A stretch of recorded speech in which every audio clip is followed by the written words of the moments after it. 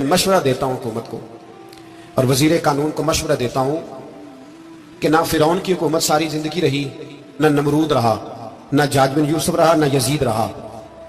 और यार दरबारी बन के हुक्मरानों की चापलूसी करते करते तुम यहां तक आ गए हो कि अब नबी पाक की इज्जत को हाथ डालना शुरू कर दिया है।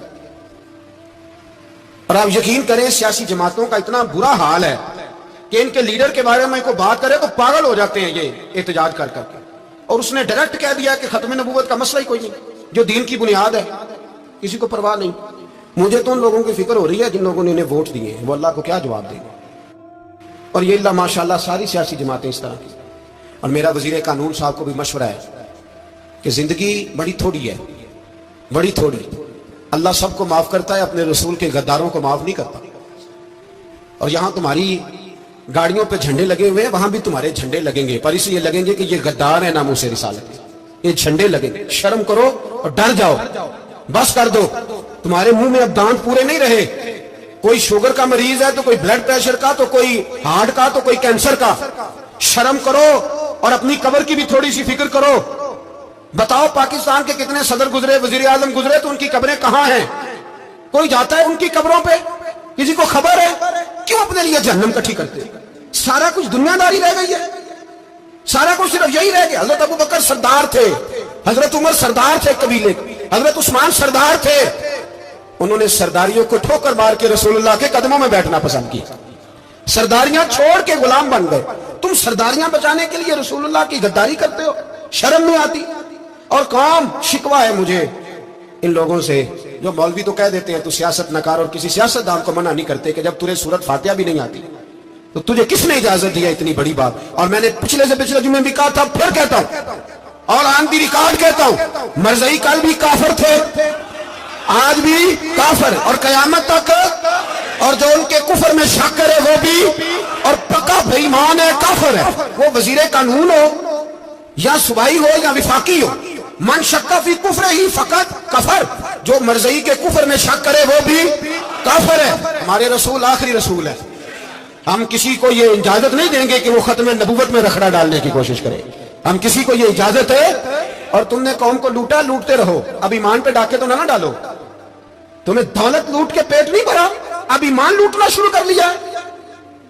तुम्हारा फैक्ट्रियां लूट कर, कौमी खजाना लूट कर पेट नहीं भरा। भाई मानो अब दीन बेचकर अपनी हुकूमतें पक्की करोगे।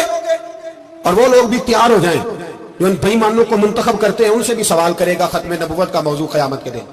ये तुम बताओ, इनको सपोर्ट करते थे जो रसूलुल्लाह सल्लल्लाहु अलैहि वसल्लम के बाद भी किसी नबी को नबी मानना दुरुस्त जानते थे।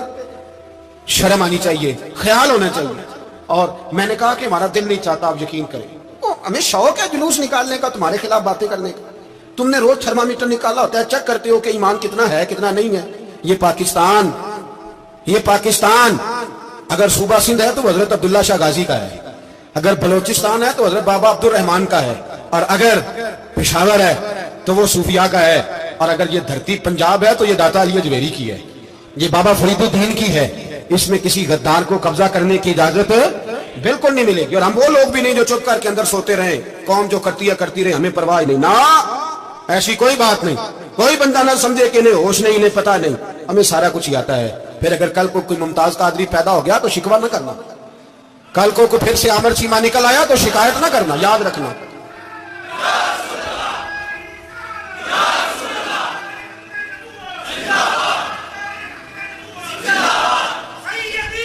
तो मेरे भाई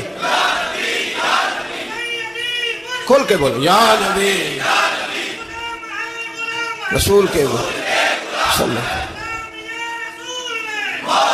तो ये मशवरा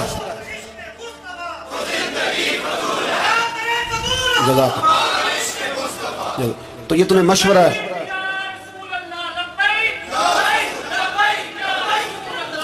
मेरी बात सुन, याद रखें, ये लोग बाद में पछताते हैं, फिर मुनाजरे कराते फिरते हैं, उसने सही किया कि गलत किया, फिर इन्हें होश आती है बाद में, फिर इनके हवारी निकल निकल के मैदानों में दलीलें देते हैं। इसलिए हमारा मशवरा है इन्हें कि ये अपनी हद में रहें।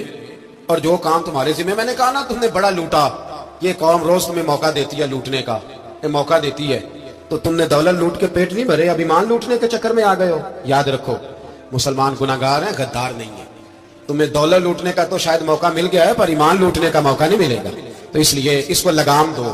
اور ویسے بھی کتا جو پالتو ہوتا ہے نا اس کو گھر کے اندر سنگلی سے باندھ کے رکھنا چاہیے. یہ تمہارے بوٹ بوٹ چاٹتے ہیں, بھونکتے ہیں, تمہارے حق میں وزارتیں لیتے ہیں. ہم نے تو کوئی وزارت نہیں لی تم سے, اور نہ ہمیں شوق ہے اس لیے کہ ممبری کیا کرنی ہے جس کو ممبر رسول عطا کر دیا جائے. اس نے کیا کرنی ہے یہ ممبریاں, اس کو پکا پکا ممبر رسول دے دیا جائے. تو اس لیے اس سے باہر آؤ.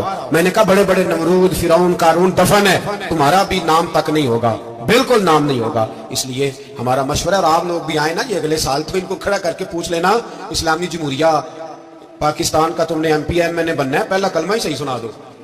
چلو خدا کا واسطہ یہی بتا دو کہ تمہیں نماز بھی ڈھب سے آتی ہے کہ نہیں. اور آپ کی موج ہے, آپ بٹھا لیتے ہیں سر پہ, کیا کرے, سمجھانے والے مفت گناہ گار ہو گئے اور بہکانے والے سب تمہارے یار ہو گئے. اس لیے یہ چھیڑتے ہیں جان بوجھ کے, اور پھر جب کوئی ممتاز قادری علیہ رحمہ پیدا ہوتے ہیں پھر انہیں دشواری ہوتی ہے, پھر ان کا جینا مشکل ہو جاتا ہے. یہ موقع دیتے ہیں, پتہ نہیں کس کے ایجنڈے پہ عمل کر رہے ہیں. میرا سوال یہ ہے, میں نے پچھلے جمعے پھر میرا سوال ہے کہ میں پوچھتا ہوں اس آدمی کو ضرورت کیا ہے ختم نبوت پر بات کرنے کی, جب امت مسلمہ کے متفقہ فیصلہ ہے کہ مرزئی کافر, اسمبلی نے بل پاس کر دیا کہ مرزئی, ان کو اقلیت قرار دے دیا, اور جب سے وہ اقلیت بنے نہ ہم نے ان کی عبادت گاہ جلائی, نہ ہم نے ان کو قبروں سے نکالا, نہ ہم نے, بس ٹھیک ہے جیسے عیسائی رہتے ہیں, یہودی سے کس ملک میں رہتے ہیں وہ بھی رہے, اقلیت بن کرے کوئی اعتراض, پر تم انہیں کھینچ کھونچ کے کیوں قریب کرتے ہو, تمہارا کیا جرانہ ہے ان کے ساتھ, بتاؤ تو صحیح.